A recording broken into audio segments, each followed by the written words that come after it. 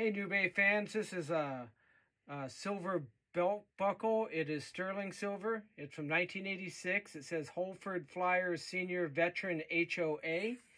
It has a Estados Unidos Mexicanos coin on there. It has some nice detail.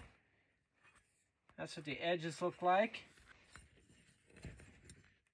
That flips up there, and it has the markings for sterling here. Custom built in Reno, Nevada.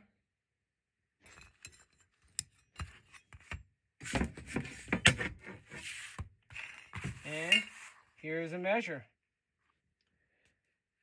Thanks for looking at a New Bay item. Have a good day.